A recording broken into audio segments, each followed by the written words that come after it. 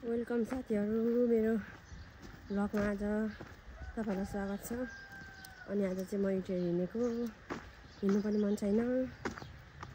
अनि मैले स्कर्फ लगाएको छु। स्कर्फ चाहिँ अनि भन्नु पर्दा नसुहाएर पनि गाला ठुल्ठुलो देखे पनि केही बाल छैन, तर घाम चाहिँ छेक्नु पर्यो किनकि यो धरानको घाम चाहिँ एकदम गर्मी, धेरै गर्मी, के साह्रो छालालाई कालो होइन कालो बनाइदिन्छ के साथीहरू।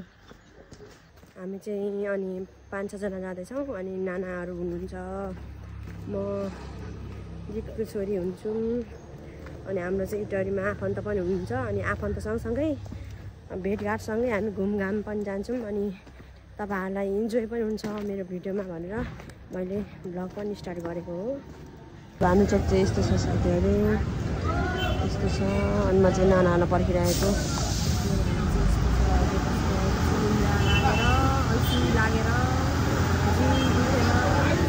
हामीहरू चाहिँ यहाँ आइपुग्यौँ। नेपाल मानव धर्म सेवा समिति यहाँ रहेछ, यहाँ आइपुग्यौँ। छोरीहरू, तुमाको छोरी, हेलो। उहाँ चाहिँ इच्छा नानाको आफ्नै दिदी हुनुहुन्छ, माइली।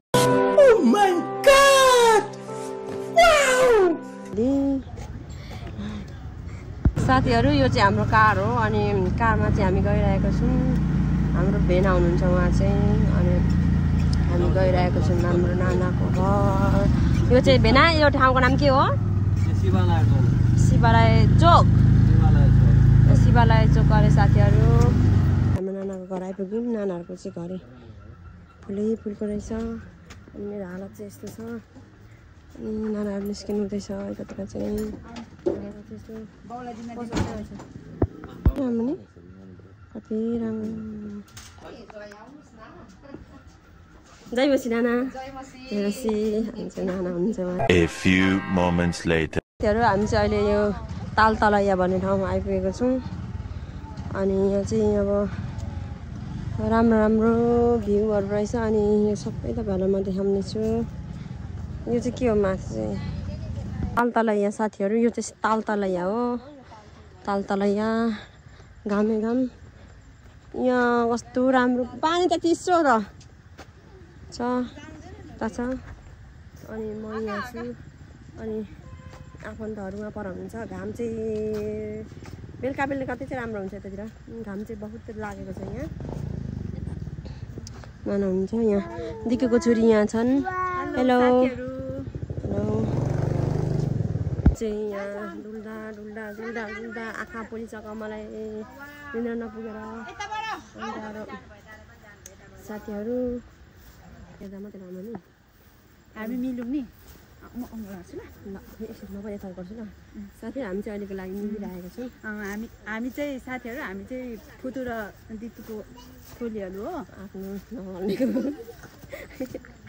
नि हामी सिक्रेट छ, सिक्रेट। प्यारी समझ गई। सिक्रेट छ साथीहरू, पछि भन्छौँ हामी चाहिँ नगल्नेको भान्जी र भतिजी हो।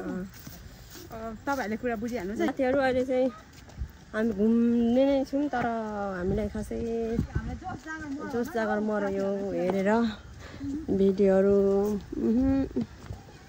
हेर्दा मात्रै हो। 30 रुपियाँ हाम्रो गयो जस्तो छ हेर्दाखेरि। फोहोर नै फोहोर छ। धर्म भए कति सफा हुन्थ्यो होला यो ठाउँ। भिडियोमा त राम्रो आउँदो रहेछ नि त नि। अरू हामी चाहिँ अहिले यो पुलमा आएका छौँ। हाम्रो नाना उहाँ हुनुहुन्छ। उहाँ चाहिँ दिकुको छोरी माइली हुनुहुन्छ, खेल्नु हुँदैछ। उडा ठिकै छ दिको। यो के तालतलैयाको पुलमा। साथीहरू, हामी चाहिँ अहिले घुमि नै राखेको छौँ सबैजना, नाना भेनाहरू। अनि म चाहिँ बाई बाई छोरा बाई। अनि म चाहिँ क्यामराम्यान भएको कारणले चाहिँ आज मेरो पावर ब्याङ्क पनि नलिएको। अनि त्यहाँबाट ब्याट्री पनि सकेको।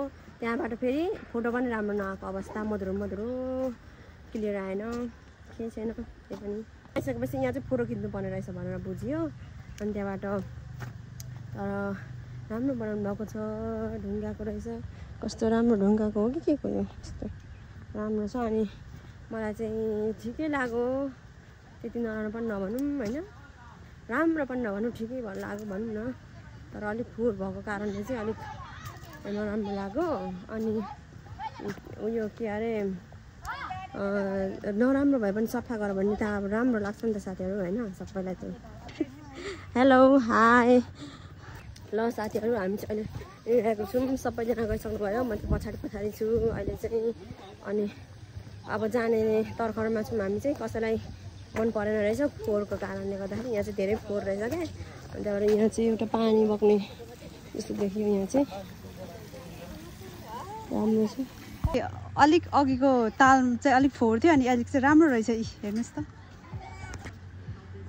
त्योहरू यहाँको चाहिँ राम्रो रहेछ यहाँ चाहिँ आकाश पनि देखिरहेको रहेछ सफा भएको कारणले होला सायद त्यो होइन मुनि कस्तो राम्रो देखेको छ मतलब यहाँ मुनि हेर्नु न पानीमा भनेको त पानीमा हो पानीमा चाहिँ सफा रहेछ भन्नु खोजेको अनि कस्तो राम्रो देखिरहेको छ तर साथीहरू यो चाहिँ डाइनोसर साथीहरू डाइनोसर रहेछ यहाँ चाहिँ डाइनोसर लेटी पनि सक्यो त्योहरू तल यहाँको पानी निस्किने ठाउँ यत्रो साप पर्ने ठाउँ यता रहेछ अनि यो चाहिँ यहाँ चाहिँ पार्किङ गर्ने ठाउँ यता चाहिँ यो चाहिँ मान्छेहरू आउँछ यो चाहिँ मेन गेट रहेछ उताबाट छिरेर यताबाट निस्किने रहेछ अब चाहिँ हामी अनि जानु आँटेको अब हामी सबैजना अनि घाम जाडो महिना भन्नु मात्रै हो साथीहरू तर कति धेरै घाम छ कति धेरै घाम कालो मासु पनि अघि भनिसकेँ मैले साथीहरू कालो नै भइसकेँ म धन्यवाद सबैजना साथीहरूलाई मेरो भिडियो हेरेर सपोर्ट गरिदिनु भएकोमा अनि आजको भिडियो म यहीँ अन्त्य गर्दछु साथीहरू अनि यस्तै भिडियो लिएर म तपाईँहरूलाई रमाइलो गराउने नै छु सब्सक्राइब गर्नु नभुल्नु होला लाइक कमेन्ट गर्नु नभुल्नु होला बाई बाई साथीहरू